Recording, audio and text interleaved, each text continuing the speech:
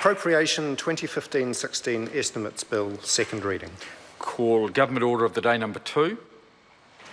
Accident Compensation, Financial Responsibility and Transparency Amendment Bill, first reading. The Accident Compensation, Financial Responsibility and Transparency Amendment Bill be now read a first time. I nominate the Transport and Industrial Relations Committee to consider the bill. At the appropriate time, I intend to move that the bill be reported to the House by Tuesday the 3rd of November 2015. This will help to ensure that the provisions of the bill, if enacted by the House, can come into effect before ACC consults on levies in 2016. The Government is committed to ensuring the ACC scheme remains sustainable and effective so that ACC can continue to provide comprehensive, no-fault cover to injured New Zealanders long into the future. This bill will amend the Accident Compensation Act 2001 to improve the governance and transparency of ACC funding and the setting of levies. The ACC scheme is a long-standing and critical part of New Zealand's social and economic fabric, which has served generations of New Zealanders well. The Government is committed to strengthening the ACC scheme for both our most vulnerable and for all New Zealanders. We want to reduce the incidence and severity of personal injury. To achieve this, we are focusing on better injury prevention, improved dispute resolution for injured people, improved management of our most complex and serious claims, and more consistent and timely decision-making on claims. In addition to this work, it is also vital that we consider the framework within which ACC funding and levies are set, and that we better meet the public's expectations that ACC should be responsive and transparent. In 2008, the Government inherited a $4.8 billion hole in the ACC accounts. Over the last 6 years, we have worked really hard alongside ACC to improve the scheme's finances.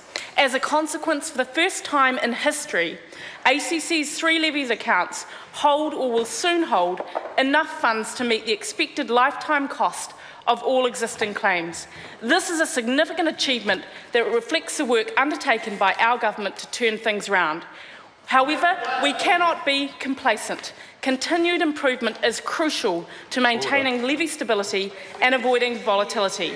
ACC's $30 billion balance sheet is subject to frequent shocks, including changes in investment, discount rates, claim numbers, and medical costs. Interest rate movements alone can have a significant impact on ACC's balance sheet at any one moment. For example, a recent decrease in the discount rate over the period of 1 month was estimated to have increased ACC's outstanding claims liability by almost $3 billion.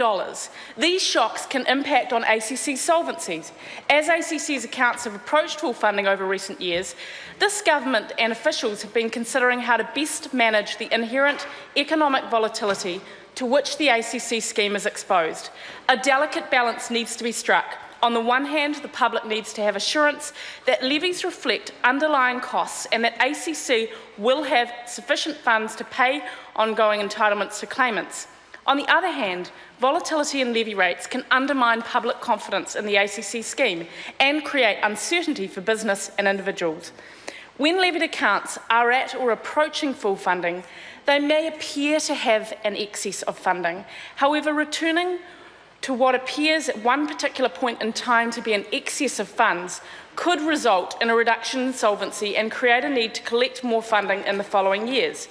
As such, we need to ensure that successive governments have an appropriate range of tools to enable them to make funding and levy decisions in a principled and equitable way and to smooth out the effect of economic shocks over time, to maintain both the solvency of ACC's levied accounts and provide levy stability.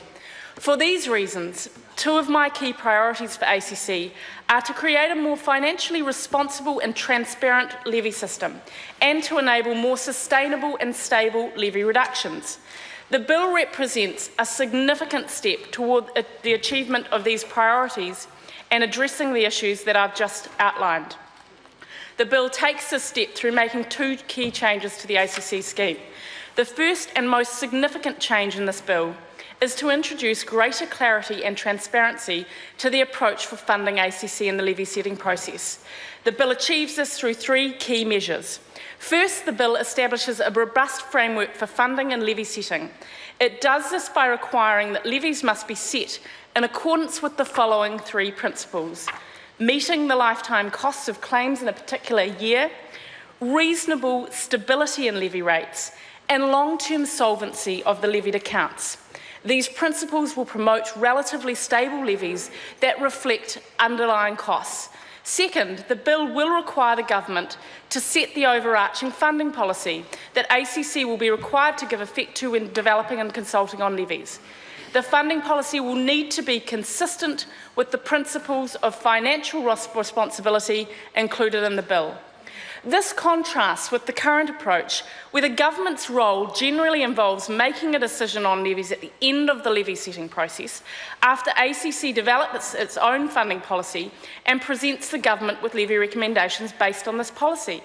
Responsibility for setting levies ultimately lies with the government of the day, as it must for levies of this kind. The mandate for collecting levies has been given to the government by Parliament, and the government must make the final decisions on levies that the public will be charged. The responsibility needs to be properly reflected in the process for setting levies from the very beginning and outset, not just at the end.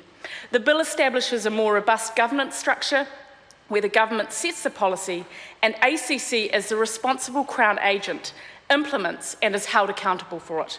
Ultimately, this will support a closer match between the levies that ACC consults on and recommends and the final decisions on levy rates made by the government. Taken together, these two measures will increase the stability and transparency of the levy setting process. Third, the bill increases the reporting requirements for ACC so that the public is better informed about the impact that the new levy rates will have on future levy rates and other aspects of ACC's funding. More transparency is needed so we can ensure that the downstream consequences of funding decisions are clear, and that both the government and the public are fully aware of them, and that we do not repeat the history of the last Labor government with a $4.8 billion hole being handed to this government. As well as ensuring that levies are set through a robust process, the bill includes the kind of accountability and transparency requirements that already apply to the operation of the government's core budget under the Public Finance Act. The second change in the bill is to ensure that the residual levies are not over-collected by allowing for their collection to be discontinued sooner than currently required in legislation. It may be helpful to provide the House with some context about this proposal. In 1999, ACC moved to a system of fully funding the lifetime costs of an injury claim. Prior to this, levies covered only the costs of a claim in the given year. Residual levies are therefore required to meet the ongoing costs of historical claims. However, we need to ensure that the payment of residual levies are only continue so long as there are outstanding liabilities for residual levies to be offset.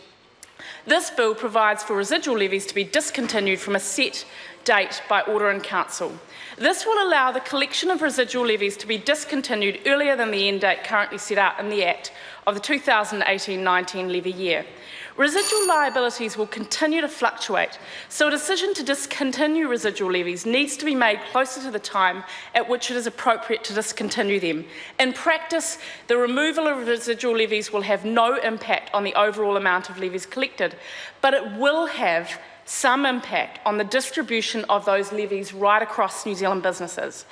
The $500 million of indicative levies announced in the budget allow for the change in the bill, which could see the collection of residual levies discontinued earlier than the date currently required in the Act. This will allow the actual end date to align with the best estimate of when residual levies will have been fully offset by the change outlined in the bill. Just to be clear, the bill only allows the government to manage the timing of when the distributional impact occurs, not whether it occurs. The measures I have outlined form an important part of the government's vision for the ACC scheme. It is important to have consistency, transparency and stability for levy payers, stability for the hundreds of thousands of small businesses in New Zealand. It is important to continue to strengthen the public's confidence in the ACC scheme. There has been significant leadership by people like the Chair of the Board, Paula Redstock, the Chief Executive, Scott Pickering, as actually outlined today. But There is a need to do more, and it is important that the ACC scheme continues to be fit for purpose and that we support people to be as safe and healthy as possible. Alongside the government's work that is underway, I consider that this bill represents the beginning of a new era of financial sustainability and high performance for ACC. Of course, many fundamental aspects of the levy setting process will remain in place once this bill becomes law. In particular, when considering changes to levies, ACC will still need to consult with levy powers and make a recommendation to the government on the levies. Certainly the changes in this bill will complement these existing processes, but more importantly, the changes in this bill will allow us to realise the benefits of improving the governance. Order. The member's time has expired. The question is that the motion be agreed to. Andrew Little. Thank you, Mr. Speaker.